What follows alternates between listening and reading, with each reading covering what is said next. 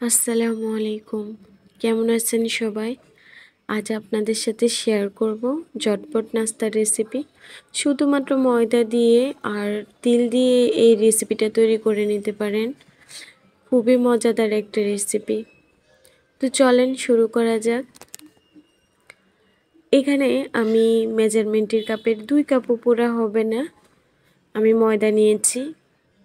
আমি নিয়েছি হচ্ছে বেকিং পাউডার 4 চামচের হাফ চামচের মতো।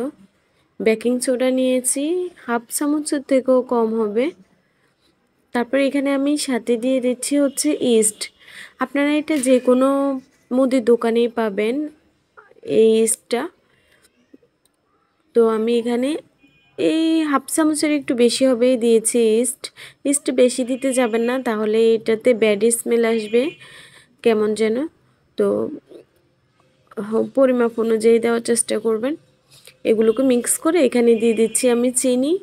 আমি চিনিটা 3 চামচ দিয়েছি, আপনারা ইচ্ছে করলে কমিয়ে বাড়িয়ে নিতে পারেন আপনাদের স্বাদ অনুযায়ী। তো এগুলোকে মিক্স করে এখন এটাকে আমি ডো তৈরি করে নেব। সাথে আমি ঘিও দিয়েছি, ঘিটা দিয়ে ভালোভাবে আগে মিক্স করে নিয়েছি। তারপর হচ্ছে আমি একটু একটু করে পানি দিয়ে এটা ডোটা তৈরি করে নিচ্ছি। তো দেখেন আমার ডোটা তৈরি করা শেষ। এখন এটাকে আমি একটু তেল উপর দিয়ে যাতে ড্রাই না হয়ে যায় তারপর ঢেকে রেখে দিচ্ছি।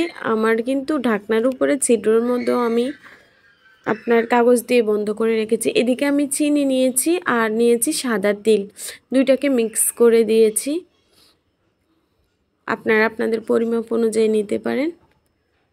তো আমি আমার পরিমাপ অনুযায়ী নিয়েছি। এদিকে দেখেন আমি আধা ঘন্টার পর হবে, 40 মিনিট পর হবে আমি ফিরে আসছি। দেখেন আমার ডোটা কতটুকু ফুলে গেছে। তো এগুলোকে এখন আমি সাইজ করে নেব।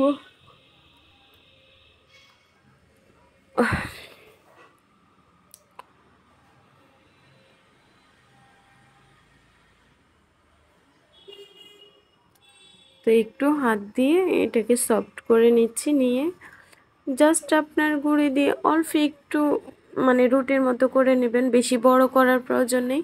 এই যে একটু করলে এদিক ওদিক টানলে কিন্তু এটা একটু বড় হয়ে যায়। তারপর হচ্ছে আপনার এটার ভিতরে যে আমি তিল আর চিনির যে মিশ্রণটা রেখেছি ওইটা দিয়ে আমি মুখটা বন্ধ করে দিয়েছি। দিয়ে এখন এটার উপরে আবারও আমি রুটিটা একটু হালকা বেলে নিয়ে আমি জাস্ট ছোটই হবে, অত বড় আর চাপ দিয়ে বেলতে যাবেন না।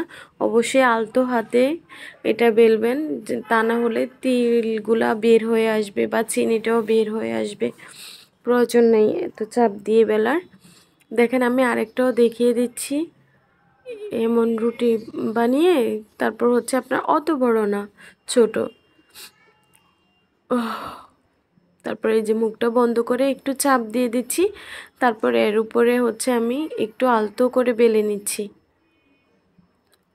তো দেখেন এমন একটা শেপ হলে আপনারা এগুলোকে তুলে ফেলবেন। এখন আমি তেলটা গরম করে নিয়েছি, হালকা একটু গরম হয়েছে। ও অবশ্যই আপনার লো মিডিয়ামে রাখবেন, হাই হিটে দেবেন না, তা না হলে ভালোভাবে কম পারফেক্টলি হবে না। তো হচ্ছে দিয়ে এই যে অনবরত এইভাবে তেলটা উপরে দিতে থাকবেন। এটা দিতে গিয়ে আবার আপনার শরীর পোড়াবেন না, হালকাভাবে দেবেন। তো যাই হোক দিতে গেলে দেখবেন যে এগুলো ফুলে যাচ্ছে, আস্তে আস্তে এগুলো ফুলে যাচ্ছে। তো আমি প্রথম পর্যায়ে যখন ওইটা দিয়ে দিতে গিয়ে আমার প্রবলেম হচ্ছে, তখন আমি একটা চামচ নিয়ে নিয়েছি, চামচ দিয়ে তেলটা উপরে উঠিয়ে দিতে আসলে ভালোই সুবিধা হচ্ছে। আপনারাও তাই করতে পারেন। তো দেখেন আমার পিঠাগুলো কতটা ফুলো ফুলো হয়েছে। এগুলো এ পর্যায়ে আসার পর আমি তুলে ফেলেছি। আমি আরেকবারও দেখিয়ে দিচ্ছি। দেখেন আমার তেলটা গরম হওয়ার কারণে এটা দেওয়ার পর পরে ফুলে গেছে। এই যে আরেকটাও হচ্ছে সাথে। তো উল্টিয়ে পাল্টিয়ে দেবেন, তা না হলে পোড়া লেগে যেতে পারে। আর আগুনটা অবশ্যই লো মিডিয়ামে রাখবেন। দেখেন আমার নাস্তা রেডি, কতটা ফুলছে দেখতেই পাচ্ছেন। এখন এটাকে আমি আপনাদেরকে দেখেন আমি ভেঙে দেখিয়ে দিচ্ছি। দেখেন খেতে কিন্তু অসম্ভব মজাদার হয়েছে। আপনারাও খেতে পারেন এভাবে তৈরি করে। সময় লেগেছে আপনার ডোটা তৈরি করার পর হয়তো রেস্টে দেওয়া, তখন আপনি অন্য কাজও করতে পারবেন। অতটা বেশি সময় লাগে নাই আর অত খাটাখাটনিও নেই।